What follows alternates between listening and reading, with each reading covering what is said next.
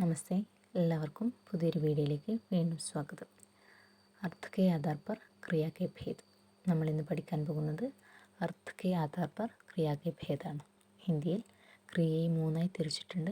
കർമ്മ കെ ആധാർ പർ, പ്രയോഗിക രചന കെ ആധാർ പർ, അർത്ഥ കെ ആധാർ പർ. അപ്പോൾ ആദ്യത്തെ രണ്ടും നമ്മൾ പഠിച്ചു കഴിഞ്ഞു. മൂന്നാമത്തെ ഭേദമാണ് നമ്മളിന്ന് നോക്കുന്നത്. മൂന്നാമത്തെ ഭേദം നമുക്കൊന്ന് ജസ്റ്റ് നോക്കിയാൽ മതി കേട്ടോ. ആദ്യത്തെ രണ്ട് ഭേദങ്ങളാണ് മെയിനായി പഠിക്കേണ്ടത്. അർത്ഥ കെ ആധാർ പർ ക്രിയ കെ 10 ഭേദ് ഹോത്തെ ഹെ. അപ്പോൾ അർത്ഥത്തിൻ്റെ ആധാരത്തിൽ ഹിന്ദിയിൽ ക്രിയയെ 10ആയി തിരിച്ചിട്ടുണ്ട്. കർമ്മത്തിൻ്റെ ആധാരത്തിൽ 2ആയിട്ടും പ്രയോഗിക രചന കെ ആധാർ പർ 7ആയിട്ടും അർത്ഥ കെ ആധാർ പർ 10ആയിട്ടും തിരിച്ചിട്ടുണ്ട്. 10 ഭേദങ്ങൾ ഏതൊക്കെയാണെന്ന് നമുക്ക് നോക്കാം.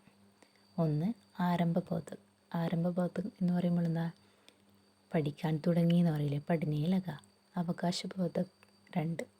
3, സമാപ്തിബോധക്. 4, ഇച്ഛാബോധക്. 5, അനുമതിബോധക്. അല്ലേ, അനുമതിബോധക്. അനുമതിബോധക് എന്ന് പറയുമ്പോൾ അനുവാദം വാങ്ങുക എന്നതാ. 6, നിത്യതാബോധക്. 7, ശക്തിബോധക്. 8, അഭ്യാസ് ബോധക്. 9, പുനരീക്ഷൺ ബോധക്. 10, നിശ്ചയബോധക്. ഇങ്ങനെ 10ആയിട്ടാണ് ഹിന്ദിയിൽ അർത്ഥ കെ ആധാർ പർ ക്രിയയെ തിരിച്ചിട്ടുള്ളത്. ഇവയൊക്കെ നമ്മൾ ജസ്റ്റ് ഒന്ന് പഠിച്ചു വെക്കുക, പേരുകൾ പഠിച്ചു വെക്കുക. ഡീറ്റെയിൽ ആയിട്ട് പഠിക്കേണ്ട ആവശ്യമില്ല, പേരുകൾ പഠിച്ചു വെക്കുക. കർമ്മ കെ ആധാർ പർ 2ആയിട്ടും പ്രയോഗിക രചന കെ ആധാർ പർ 7ആയിട്ടും അർത്ഥ കെ ആധാർ പർ 10ആയിട്ടും തിരിച്ചിട്ടുണ്ട് എന്നുള്ളത് മനസ്സിലാക്കുക. എന്താണ് ക്രിയ?